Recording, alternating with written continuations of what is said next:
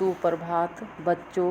पहले के भाग में हमने पढ़ा दादी माँ पाठ में कि दादी माँ घरेलू नुस्खे से लेखक तथा गांव के लोग जब भी कोई बीमार हो जाता तो उनका कैसे इलाज करती थी।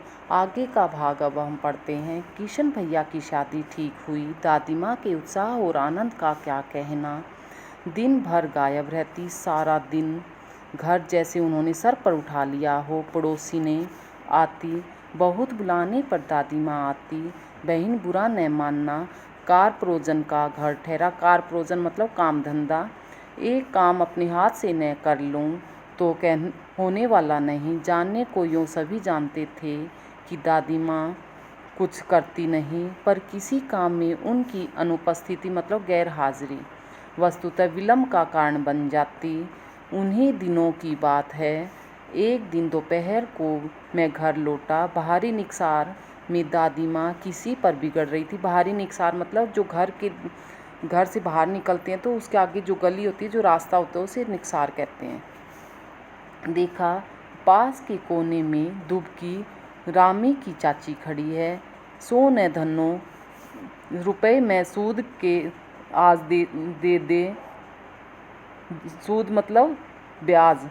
तेरी आँख में तो शर्म है नहीं। मांगने के समय कैसी आई थी, पैरों पर नाक रगड़ती फिरी। किसी ने एक पाई भी न दी। अब लगी है आज कल करने, फसल में दूंगी, फसल में दूंगी। अब क्या तेरी खातिर कोई दूसरी फसल कटेगी?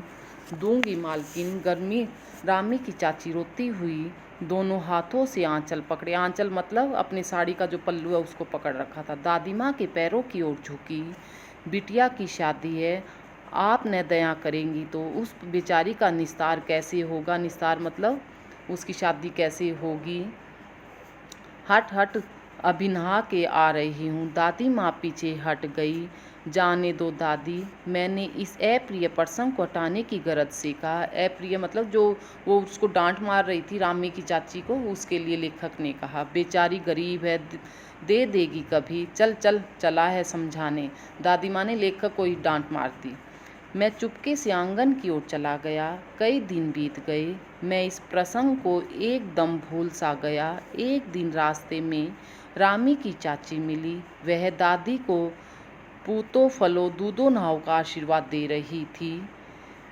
मैंने पूछा क्या बात है धन्नो चाची, तो उसने विह्वल होकर कहा, उरीन हो गई बेटा, भगवान भला करे। वो मतलब बेटी की शादी कर दी, वो धन्य हो गई, मतलब उसने शादी कर दी। हमारी मालकिन का कल ही आई थी, पीछे का सभी रुपया छोड़ दिया, ऊपर से 10 रुपये का नोट देकर बोली, देखना धन्नो, जैसी तेरी बेटी वैसी मेरी। 10-5 के लिए ऐसाई न हो, देवता है बेटा देवता। उस रोज़ तो बहुत डांट रही थी। मैंने पूछा, वह तो, फिर रामी की चाची लेखक को कहती है, वह तो बड़े लोगों का काम है बाबू, रुपया देकर डांट भी न तो लाभ क्या। मैं मन ही मन इस तर्क पर हंसता हुआ आगे बढ़ गया। किशन के विवाह के दिनों की बात है। विवाह के 4-5 रोज़ पहले से ही औरतें रात भर गीत गाती हैं। विवाह की रात को अभिनय किया जाता है। अभिनय मतलब नाटक किया जाता है। जब बारात चढ़ जाती है, लड़के की शादी होती है, तो उसके बाद जब घर की औरतें घर में रहती हैं तो वो नाटक करती हैं। यह प्राय एक ही कथा का हुआ करता था। उसका विवाह से लेकर, जिस लड़के की शादी होती है उसके विवाह से लेकर जब तक उसके पुत्र पैदा होता है तब तक, पुत्रोत्पत्ति तक के सभी दृश्य दिखाए जाते हैं। सभी पाठ औरतें ही करती हैं। मैं बीमार होने के कारण बारात में न जा सका। मेरा भाई राघव, दालान मतलब जो सबसे बड़ा मेन कमरा होता है ना घर का, उसको दालान बोलते हैं, मैं सो रहा था। वह भी बारात जाने के बाद पहुंचा था। औरतों ने उस पर आपत्ति की। औरतों ने कहा कि औरतों का ही होता है ना अभिनय, तो वह लड़का बीच में क्यों सो रहा है। दादी माँ बिगड़ी, लड़के से क्या पर्दा, लड़के और ब्रह्मा का मन एक जैसा होता है। मुझे भी पास ही एक चारपाई पर चादर उड़ाकर दादी माँ ने चुपके से सुला दिया था। बड़ी हंसी आ रही थी। सोचा कहीं जोर से हंस दूँ, भेद खुल जाए तो निकाल बाहर किया जाऊँगा। पर भाभी की बात पर हंसी रुक न सकी और भंडा फोड़ हो गया। भंडा फोड़ मतलब उसका पता चल गया। देबू की माँ ने चादर खींच ली। कहो दादी, ये कौन सा बच्चा सोया है, बेचारा रोता है, शायद दूध तो पिला दूँ। हाथापाई शुरू हुई। दादी माँ बिगड़ी, लड़के से क्यों लगती है, भी उसके साथ क्यों लड़ रही है। सुबह रास्ते में देबू की माँ मिली। कल वाला बच्चा भाभी।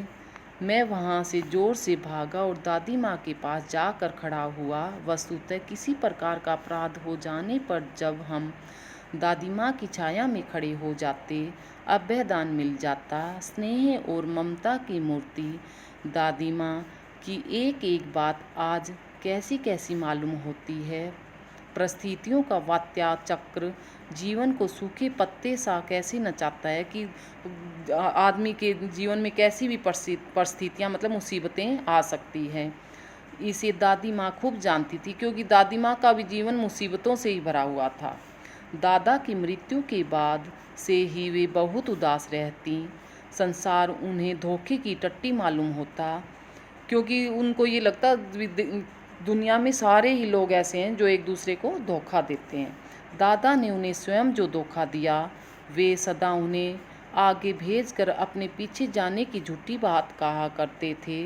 दादा की मृत्यु के बाद कुकर मुत्ते की तरह बढ़ने वाले मुंह में राम, बगल में छुरी वाले दोस्त की शुभ चिंता ने स्थिति और भी डांवाडोल कर दी, क्योंकि जो दादा के दोस्त थे वो सारे ही धोखेबाज निकले। दादा की मृत्यु के बाद उन्होंने दादी माँ का कोई भी हालचाल नहीं पूछा। दादा के श्राद्ध में दादी माँ के मना करने पर भी पिताजी ने जो अतुल संपत्ति व्यय की, अतुल संपत्ति मतलब जो घर में पैसा था वो सब कुछ दादा के श्राद्ध में लगा दिया था लेखक के पिता ने। वह घर की तो थी नहीं। दादी माँ अक्सर उदास रहा करती। माघ के दिन थे। माघ मतलब बहुत सर्दी वाला महीना जो होता है, जनवरी। कड़ाके का जाड़ा पड़ रहा था। पछुआ का सन्नाटा और पाले की शीत हड्डियों में घुसी पड़ती। पछुआ मतलब हवा तेज चलती थी और शीत मतलब ठंड हड्डियों में घुस रही थी, बहुत ज़्यादा ठंड पड़ रही थी। शाम को मैंने देखा दादी माँ गीली धोती पहने कोने वाले घर में एक संदूक पर दिया जलाए हाथ जोड़कर बैठी है। उनकी स्नेह कातर आँखों में मैंने आंसू कभी नहीं देखे थे। मैं बहुत देर तक मन मारे उनके पास बैठा रहा। उन्होंने आंखें खोली। दादी माँ, मैंने धीरे से कहा, क्या है रे, तू यहाँ क्यों बैठा है? दादी माँ, एक बात पूछूं, बताओगी न? मैंने उनकी स्नेहपूर्ण आँखों की ओर देखा। क्या है, पूछ। तुम रोती थी। दादी माँ मुस्कुराई। पागल, तूने अभी खाना भी नहीं खाया है। चल चल धोती तो बदल लो। दादी माँ, मैंने कहा, मुझे सर्दी गर्मी नहीं लगती बेटा। वे मुझे खींचती रसोई में ले गई। सुबह मैंने देखा चारपाई पर बैठे पिताजी और किशन भैया मन मारे कुछ सोच रहे हैं। दूसरा चारा ही क्या है, बाबू बोले। रुपया कोई देता नहीं। कितने को तो अभी पिछले भी बाकी हैं। वे रोने रोने से हो गए, वो दुखी हो गए। रोता क्यों है रे? दादी माँ बोली। दादी माँ ने उनका माथा सहलाते हुए कहा, मैं तो अभी हूँ ही। उन्होंने संदूक खोलकर एक चमकती सी चीज़ निकाली। तेरे दादा ने यह कंगन मुझे इसी दिन के लिए पहनाया था। उनका गला भर आया। मैंने इसे पहना नहीं, इसे सहेज कर रखती आई हूँ। यह उनके वंश की निशानी है, क्योंकि वो खानदानी कंगन था। उन्होंने आंसू पोंछ कर कहा, पुराने लोग आगा पीछा सब सोच लेते थे बेटा। सचमुच मुझे दादी माँ का शापग्रस्त देवी सी लगी, क्योंकि वो हर तरह की मुसीबतें सहन करती आई थी। धुंधली छाया विलीन हो गई। मैंने देखा दिन काफ़ी चढ़ आया। पास के लंबे खजूर के पेड़ से उड़कर एक कौवा अपनी घिनौनी काली पांखें फैलाकर मेरी खिड़की पर बैठ गया। हाथ से मैं अब भी किशन भैया का पत्र काँप रहा है। काली चींटियाँ सी कतारें धूमिल हो रही है। आँखों पर विश्वास नहीं होता। मन बार बार अपने से ही पूछ बैठता है, क्या सचमुच माँ नहीं रही, कि सचमुच क्या दादी माँ नहीं रही। बच्चों, आपको यह कहानी अच्छी तरह से समझ आ गई होगी। धन्यवाद।